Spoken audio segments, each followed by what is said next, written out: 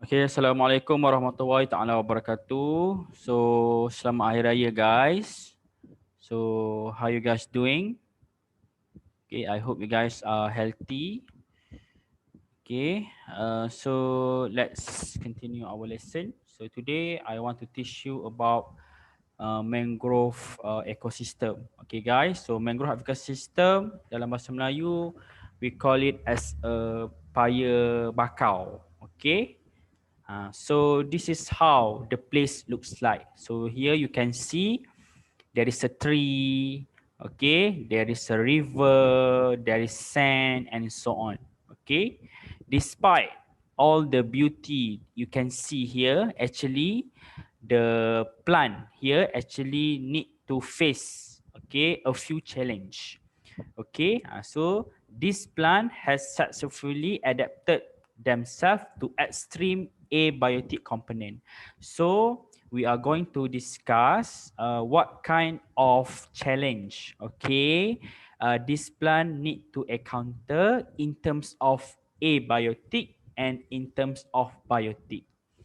Okay, so for those who don't know, abiotic components is a challenge that is caused by non-living organism. Okay, non-living organism. While biotic component is a challenge, cabaran. Okay, it's a challenge caused by living organism. That's why you can see there is animal, there's a plant. Okay, so beza abiotic and abiotic dengan biotic adalah abiotic ni is a non-living. Kalau biotic, living organism. Okay, so we are going to discuss for abiotic component of mangrove ecosystem. Okay, apakah cabaran-cabaran yang akan ditempuhi oleh tree pokok-pokok kat sini in terms of abiotic. The first one is that awak tengok dia cakap apa? Soft and silted and muddy soil that lacks of aeration. So here you can see here soil dia ni lembut. Okay, lembut dan juga muddy. Muddy ni maksudnya adalah berselut. Okay, so this kind of soil actually will make the soil become lack of erosion. Erosion ni maksudnya pengudaraan. So you have to know that erosion is pengudaraan. Okay, aeration is very important so that the oxygen, okay, can pass through the soil. Kenapa oxygen need to pass through the soil? Because we know that root, kita kat dalam tanah kan ada root kan. Root, okay, require oxygen for what? For respiration. Respiration for what? To produce energy.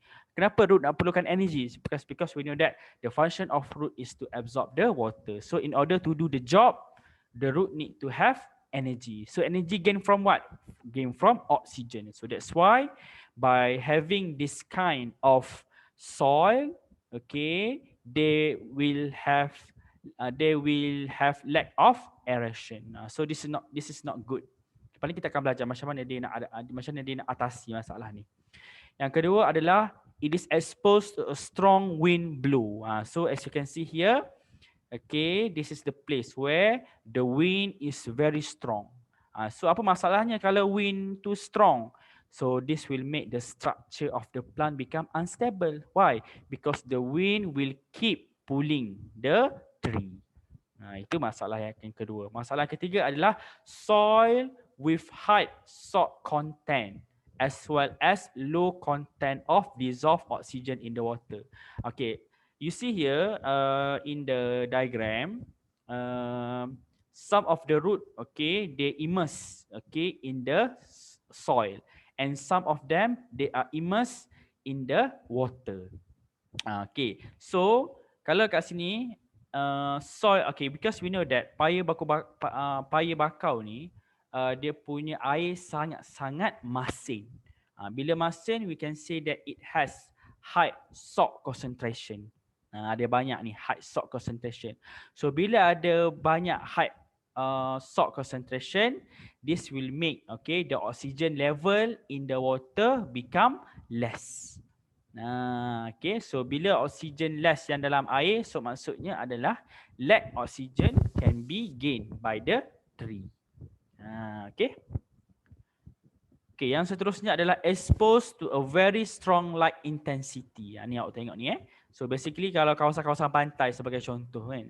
Okay, the plant are strongly exposed to the strong light intensity from the sun. Okay, apa yang menyebabkan apa keburukannya? This will make the transpiration. Transpiration, still remember transpiration? Kadar kehilangan air. Okay, this will make the transpiration become high. Okay.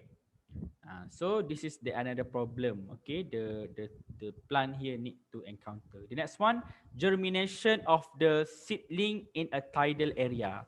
Okay, germination tu maksudnya apa? Germination tu is a process where the seed, dia punya biji benih tu, okay, mestilah pokok ni dia nak membiak, betul tak? So nak membiak dia buat apa? Dia menghasilkan biji benih. Okay, so the seedling tu ataupun seed tu, they have to go germination in order to become an adult plant. So if you notice here, the place is not really friendly. Sebab apa? Dia berada dekat kawasan tidal area, kawasan yang ada banyak air. So this will make the seed become immerse. Dia menyebabkan seed tu tak boleh, seed tu akan tenggelam dalam air. Sebab apa? Ni kan air pasang surut, pasang naik semua kan. So kalau seed jatuh kat sini, air tu akan menenggelamkan seed tu dan seed tu akan mati lah. Sebab apa? Sebab dia because we know that inside the water it has a high salt concentration. Yang kedua ada lack of oxygen. So this can prevent germination to occur normally. Okay. And the last one, exposed to the wave and water tide. Okay, because you know that here this is the place that has water. So air ni ada pasang surut, pasang naik benda dah.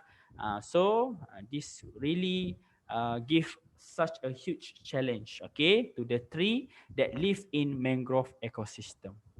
Okay, so that's all for biotic component of mangrove swamp. Now we go for biotic. Biotic ni adalah living organism. So tengok ni kan. Dia cakap apa ni? Another okay, for biotic component.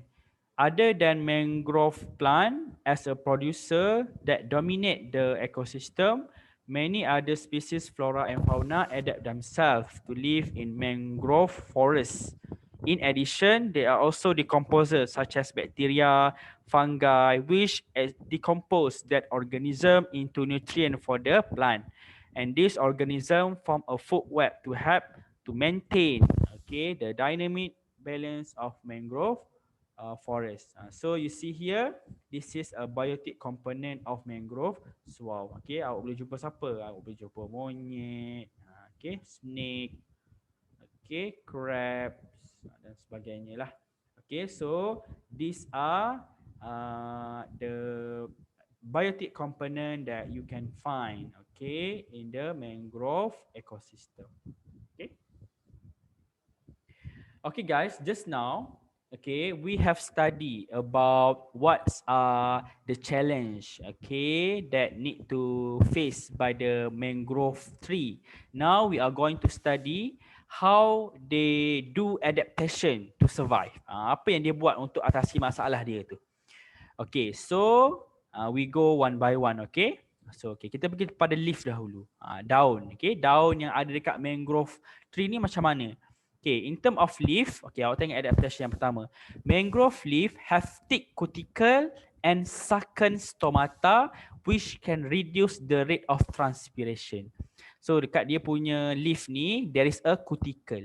The function of cuticle is to minimize the transpiration and dia ada sunken stomata. Sunken stomata means that stomata tu dia tenggelam.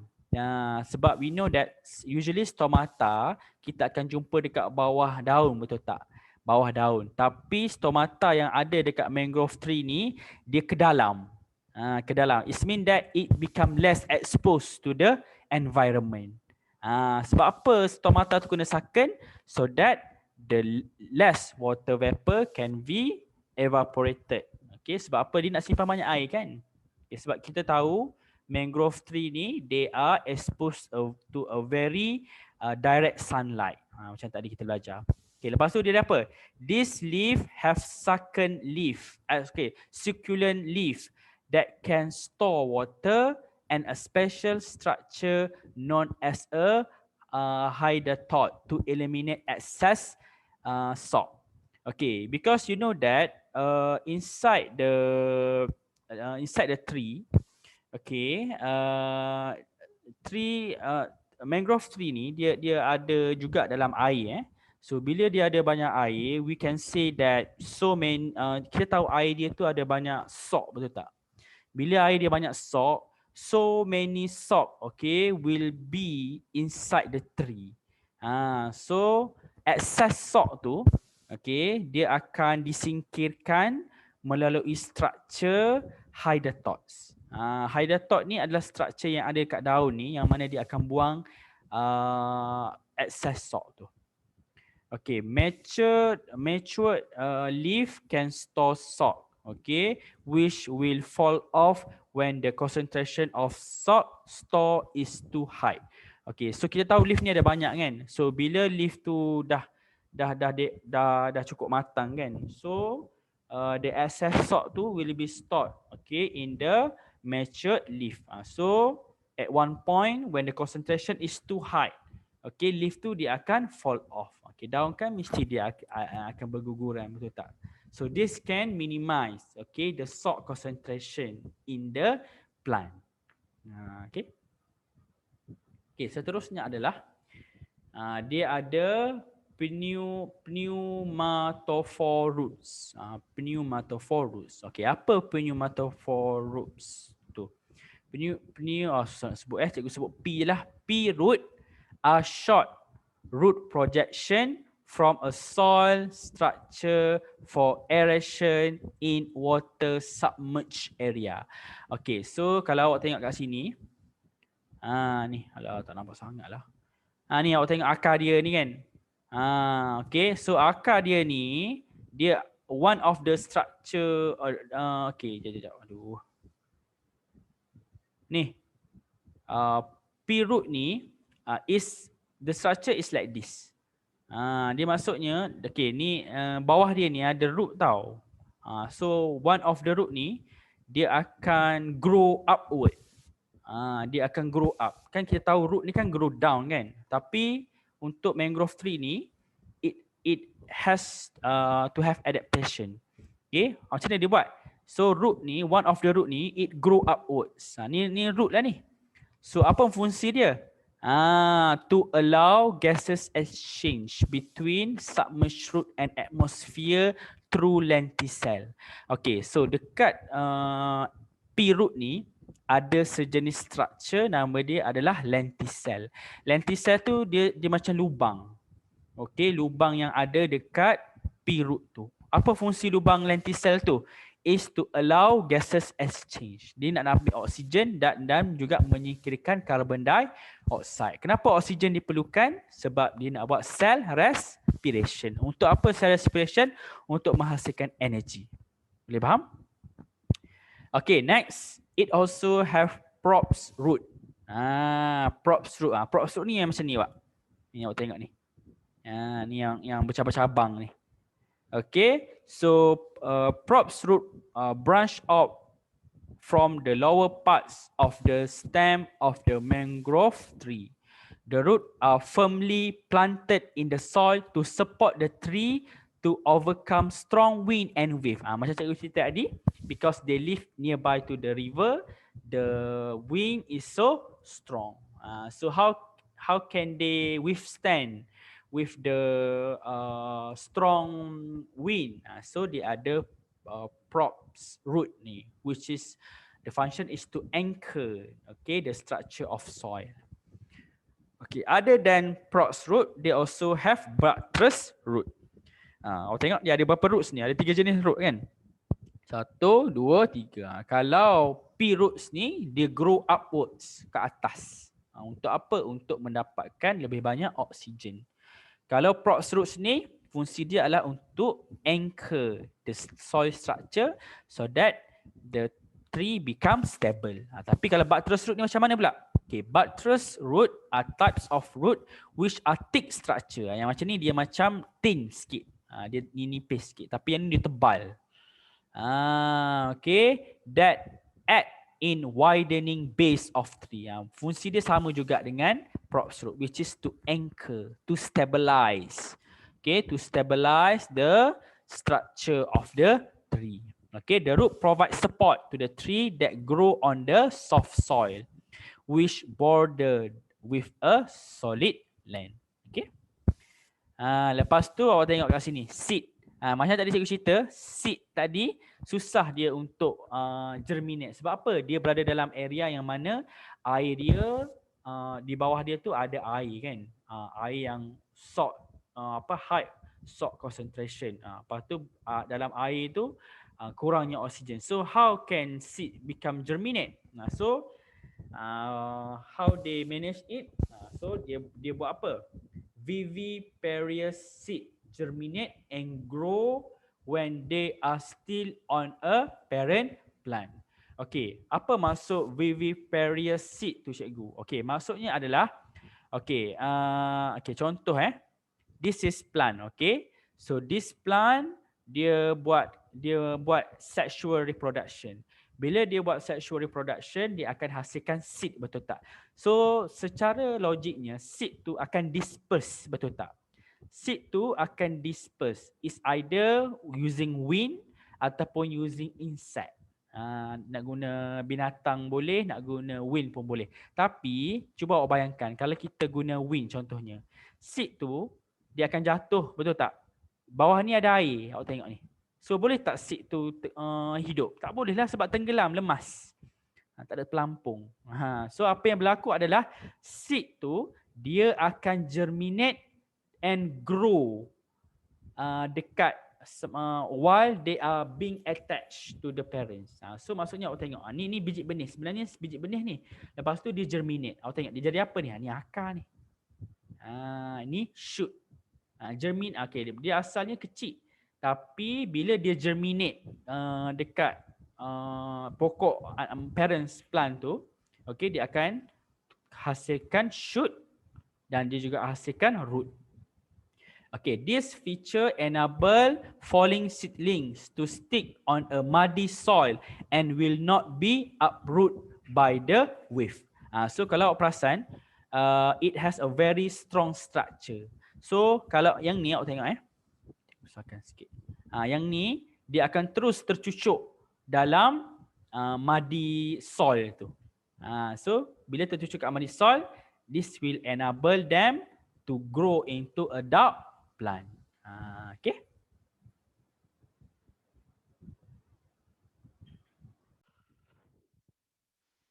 Okay guys, so let's continue. Okay, the next one.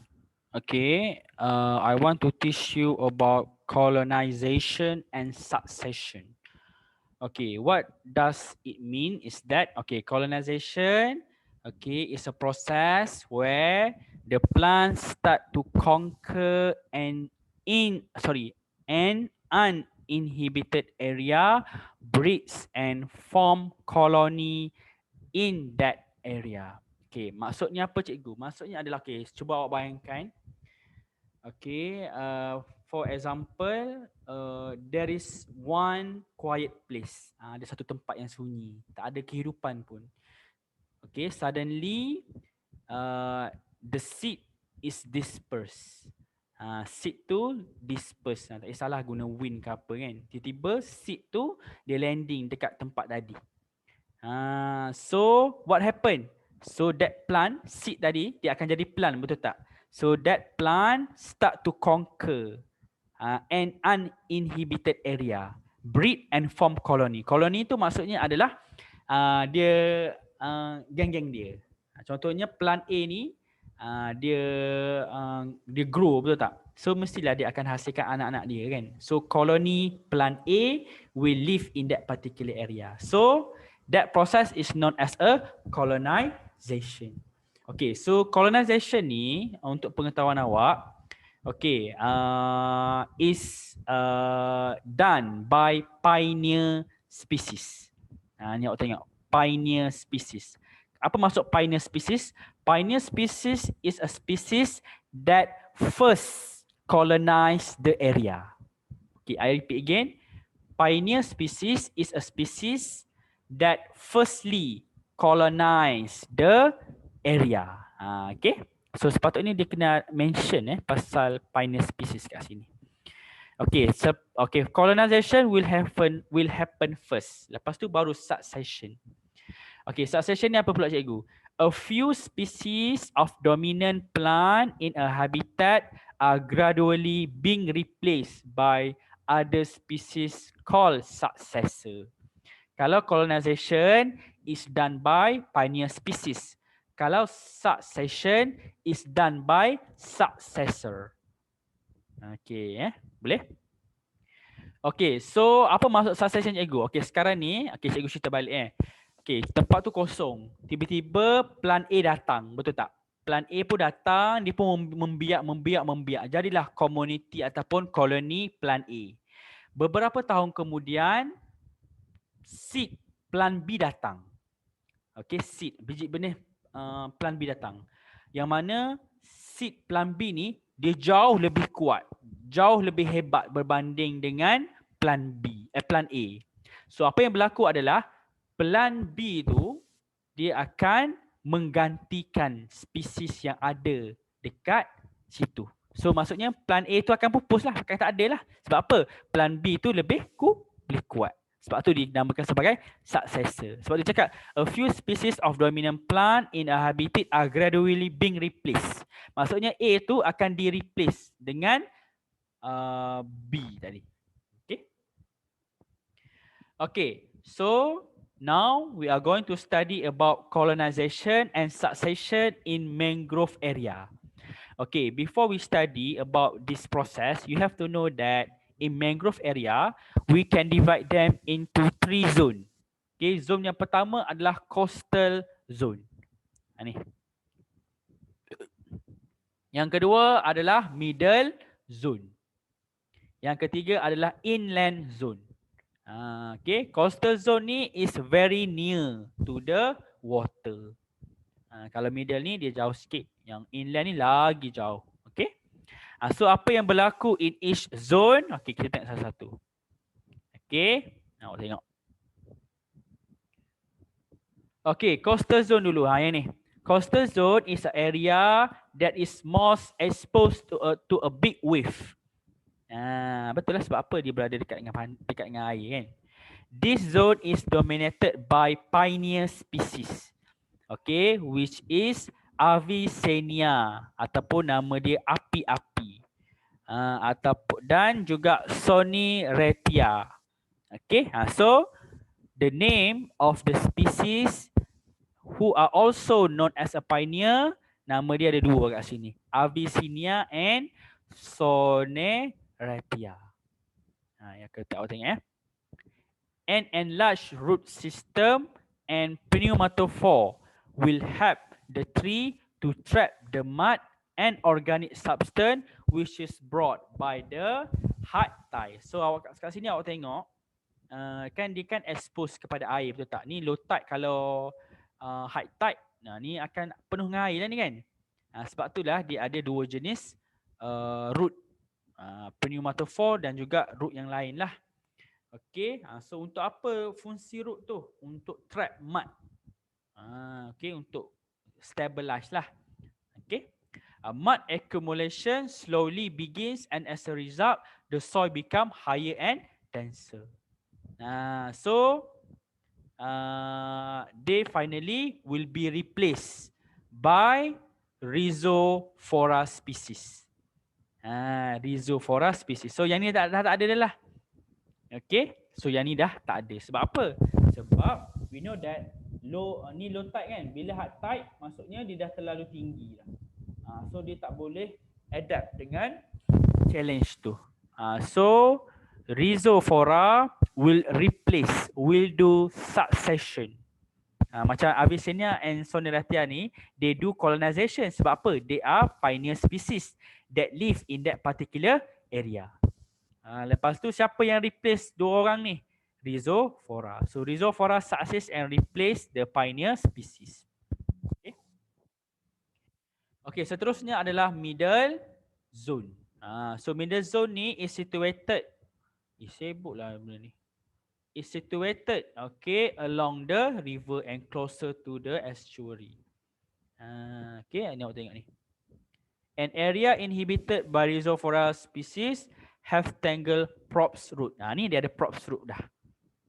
Props root ni cikgu cakap thin sikit kan. Thin apa yang besar sikit tu. Betul lah, props root lah yang kecil, yang thin kan. Yang buttress root yang besar tu kan. Okay, sorry. So apa fungsi dia? This root can trap twig and mud which are washed away and blocks the flow of the water. So bila air naik kat sini, mestilah dia akan menyebabkan soil tu jadi muddy, jadi lembut kan. So tak stable lah. So that's why they have props root. Okay, the trap mud cause sedimentation to occur faster. Okay, the river bank becomes higher and drier because less seawater overflow during high tide. Okay, the soil become less suitable for the growth of Rhizophora species. Instead, it is suitable for Bugera species. So Bugera species succeed and replace the Rhizophora. So lama kelamaan air tu dia akan menyebabkan kawasan ni tak stable lah. Okay, tak stable untuk Rhizophora. So Rhizophora ni akan digantikan dengan Bugera species. Okay, so we can say that Bugera species do succession lah. Okay, lepas tu last sekali inland zone. Inland zone is situated further into the land. The soil become higher and harder, only flow with seawater during high tide. Maksudnya adalah bila high tide saja air akan kena kat kawasan sini. Kalau tak high tide ni level ni, kalau low tide ni level ni. Okay, so the area is inhabited by Bugera species, which have buttress root to trap more mud and sleet. Okay, the sedimentation process form a new swarm that project out towards the sea. Okay, the one-time shore get further away from the sea and the ground change into the land which is suitable for the land trees such as Nipera and pea species. Okay, the land trees succeed and replace Bugera. Okay, so lama kelamaan kawasan ni tak sesuai untuk Bugera species. So Bugera species ni akan digantikan, is replaced by the land tree. The land tree tu maksudnya pokok-pokok lain lah. Okay. Okay guys, important of mangroves ecosystem ni I want you to read on your own. Okay, so this is very straightforward information. Okay. Next, okay, we are going to study about this one also please read yourself, okay, because this is very straightforward information. Okay, like this. Factor that affect population, temperature, water. This one is very easy. Okay, budak tadika pun tahu. Okay guys, so the next one, okay, we are going to study about how we can estimate the population of organism. Okay, kita ada dua cara. Cara yang pertama adalah teknik yang pertama adalah kita guna quadrat sampling. Okay, quadrat sampling. Okay, yang kedua adalah kita guna capture, mark, release, recapture teknik ataupun kita namakan sebagai CMRR. Okay, CMRR teknik. Okay, I repeat again. In order to estimate population, you can use two techniques. Okay, the first technique is you use quadrat sampling. Okay, ini teknik yang pertama. Teknik yang kedua adalah awak guna capture, mark, release, recapture teknik. Okay, apa beza dua ni? Okay, kalau quadrat sampling ni, okay, awak boleh guna untuk plant dan juga animal, yang mana animal tu dia inactive ataupun dia move slowly. Okay. So quadrat sampling teknik ni digunakan untuk tumbuh-tumbuhan. Tumbuh-tumbuhan for sure tak bergerak, betul tak? Dan juga untuk animal yang mana dia tidak aktif dan juga slow, move slowly. Okay, so quadrat sampling teknik ni they will use quadrat. Why? Because inside quadrat you see here, okay, they put okay, dia guna wire lah. Ini jaring ni, jaring. Okay, so apa yang ni awak tengok ni contoh ni. Okay, so in this particular area, they want to study, they estimate the population of plant sebagai contoh. So macam mana kita nak buat ni? Awak tengok ni. So these are the formula lah. Contohnya, awak boleh cari frekuensi, awak boleh cari density dan awak juga boleh cari coverage percentage. Sebagai contoh, awak nak cari frekuensi kan. The number of quadrat containing the study species. Sebagai contoh ni kuadrat awak kan. Awak nak study population rumput ni. Ni kan, yang ni. So awak kira lah. Ada berapa ni? Ada berapa kuadrat ni? 1, 2, 3, 4, 5. 1, 2, 3, 4, 5. So 5 kali 5 berapa? 25 kan. So sebagai contoh the number of quadrat containing the study species. Macam contoh lah awak nak guna yang ni kan. Okay, awak nak spesies ni. So awak kira lah ada berapa kuadrat yang ada benda lah ni. Okay, cikgu tengok 1, 2, 3, 4, 5. Contohnya 5 kan. Okay, 5 bahagi berapa? Total of number of quadrat use. Berapa total number of quadrat awak guna? 25, betul tak? So bahagi dengan 25. So 5 bahagi dengan 25 darab dengan berapa? 100. So awak dapat jawapan dia. Itu sahaja. Okay, the rest of this you can read on your own. Okay. And the last one is about CMRR teknik. CMRR teknik ni kita gunakan hanya untuk animal. Okay, plant tak boleh. Okay, CMRR is meant for animal. Okay, ni awak tengok ni. CMRR teknik can estimate population size of organism such as fox, shark, snail dan sebagainya lah, which can move freely in the study area. Ni step-step dia ni, awak tengok ni. Okay, step yang pertama, animal under study are captured randomly. Maksudnya bila awak pergi kat satu habitat tu, awak pun secara random awak pun tangkap binatang tu sebagai contoh. Lepas tu the number of animal capture is record. So hasil tangkapan pertama awak tengok ada 5. So awak tulislah 5. Okay, saya percaya menangkap 5. So 5 animal yang awak tangkap tu awak mark dia. Mark tu maksudnya awak bagi tanda lah. Sebagai contoh, awak letak chart ke, awak letak stiker. Ni macam ni dia letak stiker kan. Tengok ni, ni snail, ni buat stiker ke apa ni, ke dia chart ni.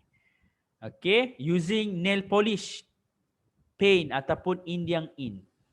Okay, lepas tu apa jadi? The marked animal are then released into the same area. So lepas awak bagi tanda kat dia tu, awak lepaskan dia. Okay, say goodbye, farewell, till we meet again. Cakaplah apa awak nak cakap kat dia kan. After certain periods of time, second capture is done randomly in the same study of area. Sebagai contoh, lepas awak lepaskan dia kan, seminggu kemudian awak datang balik. Awak datang balik, awak tangkap lagi. So hasil tangkapan awak tu, awak pun tengok. The total number of animal captured in second time, okay, both marked and unmarked is record. Okay, so tangkapan yang kedua, sebagai contoh lah, awak berjaya tangkap 10 sebagai contoh. So 10 daripada apa yang awak tangkap tu, awak tengok 3 daripada 10 tu bertanda. Betul tak? So sekarang ni awak tangkap 10 kan. 3 tu bertanda, 7 tu tak bertanda. Maksudnya apa? Ni awak tengok ni. So based on that, you can use this formula.